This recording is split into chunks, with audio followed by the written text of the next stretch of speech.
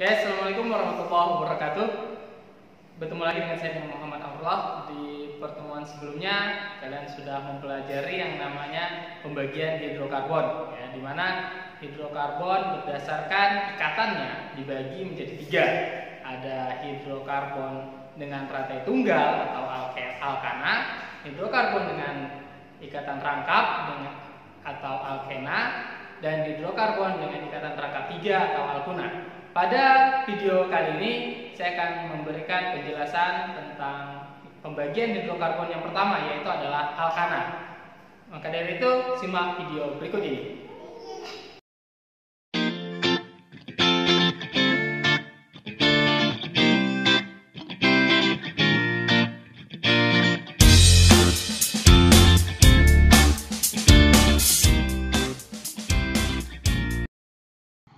Jadi di pertemuan sebelumnya kita telah mempelajari tentang pembagian hidrokarbon, di mana hidrokarbon itu ada yang bersifat jenuh dan ada yang bersifat tidak jenuh. Di mana yang jenuh itu ada alkana dan yang tidak jenuh itu ada alkena dan alkuna. Pada pertemuan kali ini kita akan lebih membahas tentang alkana. Jadi yang akan dibahas pada pertemuan kali ini adalah alkana. Alkana itu adalah senyawa hidrokarbon jenuh dengan ikatan tunggal. Jadi karena dia termasuk hidrokarbon jenuh, maka dia memiliki ikatan tunggal. Ya, jadi ikatannya tunggal. Di sini garis ini namanya ikatan tunggal. Dengan rumus umum CnH2n tambah 2, di mana N itu adalah jumlah dari atom karbon. Ya. Jadi apabila C-nya 1, maka hanya 2 kali 1 ditambah 2. Maka jadi CH4. Ya. Nah, contohnya bisa dilihat di video berikut ini.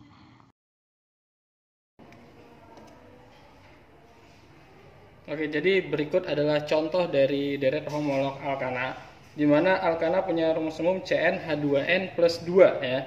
Apabila kita punya C sama dengan 1, maka cara menentukannya C1 H 2 kali 1 ditambah 2, ya, maka didapatkan C1 H4. Ya, jadi seperti itu ya. Jadi apabila dia memenuhi ini, maka dia termasuk ke dalam golongan alkana, ya. Misalnya lagi apabila C-nya itu sama dengan 4, ya, maka C4 H 2 dikali 4 ditambah 2, maka C4 H10, ya. Jadi C4 H10 itu termasuk ke dalam alkana, ya. Misalnya lagi C8, maka C8 H 2 dikali 8 ditambah 2, maka didapatkan C8 H 2 kali 8 16 tambah 2 18, ya. Jadi C8 H18 itu termasuk ke dalam alkana. Nah, sekarang pertanyaannya, apakah misalnya dibalik, ya, rumusnya dulu baru ditentukan itu termasuk alkana atau bukan. Kita bisa buktikan, gitu kan. Misalnya C5H10, apakah ini termasuk alkana? Kita masukkan ke rumus. Jadi apabila C5 berarti hanya 2 kali 5 tambah 2. Harusnya kalau C5 rumus umumnya, rumus alkananya adalah C5H12. Ini baru alkana. Berarti C5H10 itu bukan termasuk ke dalam alkana. Alkananya adalah C5H12. Jadi seperti itu cara menentukan deret homolog dari rumus umum alkana, ya. Jadi ini sangat mudah sekali. Oke, lanjut. Dari rumus umum tadi, maka kita dapat menemukan satu deret homolog, ya. Jadi ada yang namanya deret homolog. Deret homolog itu adalah hidrokarbon yang memiliki rumus umum sama, tetapi memiliki struktur yang berbeda, ya. Di mana di dalam satu deret homolog, yaitu senyawa hidrokarbon itu memiliki sifat kimia yang mirip dan mempunyai rumus umum yang sama, memiliki perbedaan MR antara dua suku berurutan sebesar 14. Jadi kalau MR-nya itu kita jumlahkan antara C dan H, itu perbedaannya adalah 14 ya, di antara homolog satu dengan homolog yang lain. Misalnya CH4 dengan C2H6, itu ada terjadi perbedaan MR sebesar 14 ya. Makin panjang rantai karbon, maka makin tinggi juga titik didihnya. Jadi misalnya antara CH4 dengan C2H6 itu otomatis titik didih yang lebih tinggi adalah C2H6 karena memiliki rantai karbon yang lebih panjang. C2H6 itu akan lebih rendah dibanding dengan C4H10 misalnya. Jadi semakin panjang rantai atom karbon, maka titik didihnya akan semakin tinggi. Jadi itu sifat-sifat dalam satu deret homolog. Nah, untuk deret homolog itu sendiri ada di sini ada dari jumlah atom C1 sampai atom C20. Deret homolog adalah suatu kelompok senyawa karbon dengan rumus umum yang sama dan sifat yang mirip ya. Apabila C-nya 1, maka dia jadi CH4, namanya metana. C-nya 2, C2H6 namanya etana. Atom C3, C3H8 namanya propana. Atom C4, C4H10 butana, C5H12 pentana, C6H14 heksana, C7H16 heptana, C8H18 oktana hingga C20H42 ya. Tapi di dalam materi kelas 10 ini yang lebih ditekankan untuk diingat itu dari C1 sampai C10 dulu ya. Harapannya kalian dapat mengingat nama dan juga rumus molekul dari C1 sampai C10 dari metana hingga dekana ya. Kemudian tata nama dari alkana itu sendiri, yang pertama tata namanya yaitu memilih rantai induk yang terpanjang. Jadi misalnya apabila ada atom C, nanti setelah ini akan diberikan contoh. Yang kedua, memberikan penomoran. Yang ketiga, memberi nama cabang-cabangnya. Nah, cabang-cabang di sini itu disebut dengan alkil ya. Jadi cabang itu sama dengan alkil, di mana alkil itu adalah satu gugus hidrokarbon yang kehilangan satu atom H ya. Kalau alkana itu CnH2n plus 2, maka alkil itu adalah CnH2n plus 1 ya. Dia akan kehilangan satu atom hidrogennya. Kalau alkana CH4, maka alkil itu CH3. Kalau alkana C2H6, maka kalau alkil itu C2H5 ya. Itu namanya alkil. Dan namanya untuk alkil itu disesuaikan dengan nama alkana ya. Apabila dia metana tapi diakhiri dengan kata il. Kalau dia metana maka namanya metil. Kalau dia etana namanya etil. Kemudian setelah dilakukan penomoran dan mengetahui cabang, dilakukan yang selanjutnya adalah nama cabang ditulis dan diikuti dengan nama rantai induk. Jadi nama hidrokarbon itu terdiri dari dua rangkaian, ada nama cabang dan nama induk. Jadi yang pertama ditulis adalah nama cabang, kemudian nama induk. Tulis nama cabang dengan awalan angka tempat cabang terkait ya. Di antara angka dan angka diberikan koma dan di antara angka dan huruf diberikan strip. Jika terdapat cabang yang berbeda, cabang diurutkan menurut abjad. Apabila ada etana dan metana, maka otomatis yang ditulis duluan adalah etana karena abjadnya lebih awal ya. Nah, ini adalah contoh penamaan dari senyawa alkana.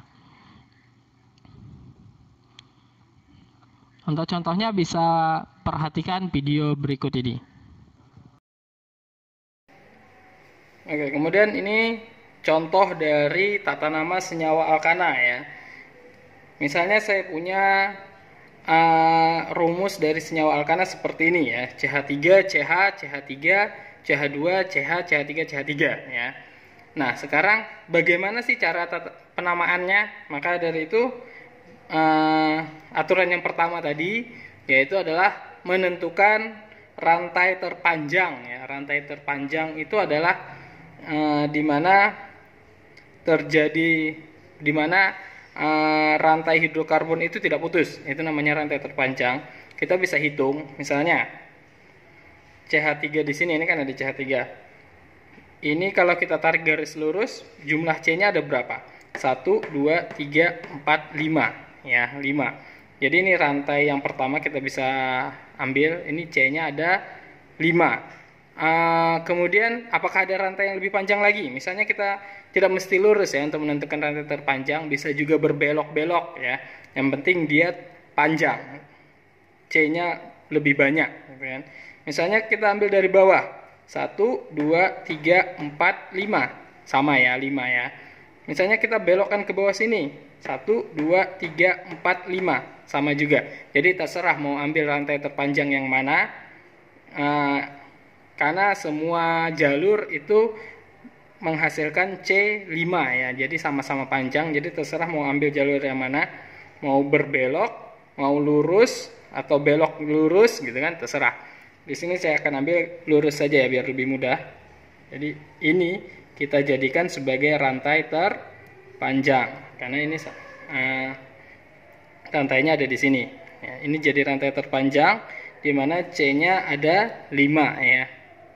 Baru ada yang berada di luar rantai terpanjang. Di sini ada CH3 dan ada CH3 dan ini yang disebut dengan alkil atau cabang ya. Ini namanya adalah cabang atau alkil ya. Alkil tadi adalah alkana yang kehilangan satu atom H ya. Alkana harusnya CH4 tapi di sini dia hanya CH3 ya karena dia sebagai cabang. Nah, kalau dia alkana CH4 namanya adalah metana, berarti alkil CH3 itu namanya apa? Namanya adalah metil ya, ini namanya metil. Ini metil, ini juga metil. Nah, sekarang yang kedua, beri nomor rantai terpanjang ya. Pemberian nomor itu harus dilihat dari, kalau dia alkana berarti kita harus melihatnya dari yang terdekat dengan cabang ya. Yang mana yang terdekat dengan cabang? Di sini misalnya ujung sini ya. Ini 1, 2 ketemu cabang ya. Kalau dari ujung sini 1, 2 ketemu cabang. Oh, sama-sama 2 cabangnya nih. Jadi terserah aja mau dari yang mana aja. Kalau misalnya di sini 1, 2 ketemu cabang, di sini 1, 2, 3 baru ketemu cabang, maka harus dari sini karena di sini lebih dekat dengan cabang. Oke? Jadi karena ini sama-sama cabangnya posisinya, jadi terserah kita mau kasih nomor dari mana. Saya ambil dari sini ya. 1, 2, 3, 4, 5 ya. Ada 5. Kalau 5 itu nama homolognya apa? Kalau 5 nama homolognya, kalau dia alkana berarti namanya pentana ya kan? Jadi ini akan jadi nama induknya, pentana. Kita simpan dulu. Ini nama cabang, ini nama induk. Sudah dapat, tinggal aturan yang selanjutnya yaitu adalah posisi cabang disebutkan nomor untuk posisi cabang. Jadi yang pertama untuk nama hidrokarbon kan nama cabang dulu ya. Jadi dia terbagi jadi 2 nama. Jadi nama cabang dulu dituliskan, baru nama induk ya. Jadi ini tadi metil ini nama cabang, pentana ini nama induk. Jadi harusnya metil pentana gitu kan. Tapi karena cabangnya ada 2 dan ada posisinya, maka itu harus disebutkan juga. Nah, oke. Cabangnya namanya apa? Metil. Posisinya di mana? Jadi kita harus sebutkan dulu posisinya di mana. Metilnya berada di posisi nomor 2 dan nomor 4. Maka itu harus disebutkan dulu. 2, jadi tadi aturannya angka dengan angka dipisahkan dengan koma ya. 2,4 ya. Jadi 2,4, baru angka dengan huruf dipisahkan oleh strip atau garis. Garis, jadi tidak ada spasi ya. 2,4 garis metil. Metilnya ada berapa? Ada 2 ya. Kalau cabangnya lebih dari 1, jadi kalau cabang yang sama ini lebih dari 1, maka harus diberi awalan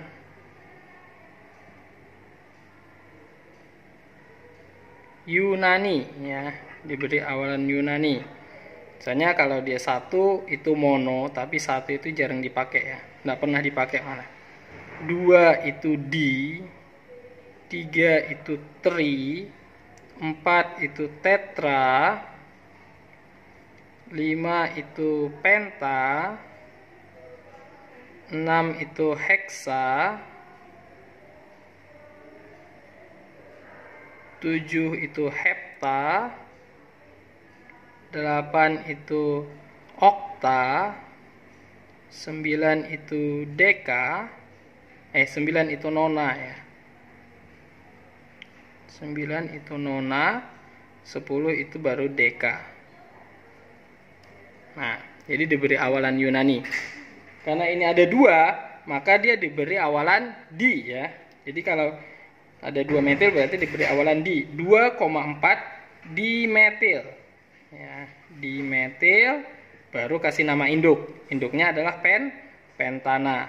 Pentana. Sudah dapat namanya. Jadi namanya adalah 2,4 dimetil pentana. Oke? Kemudian lanjut ke contoh kedua. Nah, jadi ini adalah contoh kedua. Misalnya saya punya struktur hidrokarbon seperti digambar. Nah, yang pertama yang harus kita lakukan seperti tadi. Yang pertama yaitu menentukan rantai induk. Dari mana? Jadi harus dari ujung ya, tidak boleh dari tengah-tengah ngambil rantai induk. Apakah dari CH2? Bukan ya, jangan dari CH2 karena CH2 ini bukan ujung. CH2 ini adalah tengah-tengah ini. Ujungnya adalah CH3 ya. Jadi ujung itu pasti posisinya CH3 ya. CH3 ini ujung, ya kan? Kemana? Bisa dari sini ya. Dari sini misalnya. Tapi kemana? Misalnya kita hitung dulu. Kita analisis dulu yang mana yang paling panjang. Misalnya 1, 2, 3, 4, 5, 6, 7. Oh, kalau kita ambil garis lurus seperti huruf L gini, maka 7 C-nya. Apakah ada yang lebih panjang? Coba kita ke bawah, bisa kan? 1, 2, 3, 4, 5, 6, 7. 7 juga. Oh, sama berarti dari sini ke sini juga sama ya. Atau yang lain, misalnya dari sini boleh. 1, 2, 3, 4, 5, 6. Oh, ini 6. Tak mungkin berarti kan kurang panjang. Ke sana lurus. 1, 2, 3, 4, 5, 6. 6 juga kurang juga ya. Jadi yang paling panjang tadi adalah 7. Jadi kemana tadi? Bisa lurus, bisa ke bawah ya. Terserah mau yang mana yang diambil. Oke. Nah, saya ambil lurus saja. Nah, itu ya. Itu adalah rantai induknya. Berarti yang di luar rantai induk adalah cabang, ya kan? CH3 tadi namanya apa? Metil, ya. Kemudian di sini ada lagi CH3 lagi, namanya adalah metil. Nah, di sini ada CH2, CH3. Beda ya. Yang tadi CH3, yang ini adalah CH2, CH3. Ini nama cabangnya apa? Nama cabangnya adalah etil. Kenapa etil? Karena C-nya ada 2. Kan tadi kan kalau C1 metana jadi metil, kalau C2 etana, ini C-nya ada 2 berarti jadi etil. Kalau C-nya ada 3 berarti propil. Kalau C-nya ada 4 berarti butil ya, dan seterusnya. Nah, sekarang kita harus menentukan nomor. Nomornya entah dari kiri atau dari kanan ya. Kiri saya atau dari kanan saya. Kita lihat dulu yang mana yang lebih dekat dengan cabang. Ini 1, 2, 3 cabang. 1, 2, 3 cabang. Nah, sama-sama di nomor 3, tapi cabangnya di sini berbeda. sini cabangnya ada metil, di sini cabangnya ada etil. Karena etil itu memiliki kekuatan cabang yang lebih kuat, maka penomoran itu dimulai dari sebelah kanan ya. Karena dia lebih dekat dengan etil. Etil itu lebih kuat daya tariknya. 2, 3, 4, 5, 6, 7 ya. Itu ya. Sekarang kita beri nama. Sudah kan? 7 itu apa? Kalau 7 itu namanya adalah apa? Heptana ya. Jadi nama induknya adalah heptana. Kemudian namanya, berarti namanya apa? Namanya kan terbagi dua ya. Ada nama cabang, ada nama induk. Ya, nama cabangnya kita kasih nomor dulu. Siapa yang duluan? Metil atau etil? Kan tadi ada aturan, kalau ada dua cabang yang berbeda maka harus diurutkan berdasarkan abjad. Berarti etil duluan ya. Etilnya di nomor 3, maka dituliskan namanya adalah 3 etil. Nah, angka dengan huruf dipisahkan oleh strip ya. 3 etil, baru metilnya di nomor berapa? 5 ya. Dan dua-duanya di nomor 5. Maka strip lagi 5, angka dengan angka dipisahkan dengan koma. 5,5 kan ada 2 ya. Jadi 5,5, kalau ada 2 tadi Yunaninya apa? Di ya. Di apa? Di metil. Nah, jangan sampai ketinggalan ya awalan Yunaninya kalau dia lebih dari 1. Jadi 3 etil, 5,5 dimetil, baru induknya, cabangnya sudah habis kan? Induknya siapa? Heptana. Heptana. Jadi namanya adalah 3 etil, 5,5 dimetil, heptana. Oke, itu dari contoh tata nama alkana. Semoga bisa dipahami.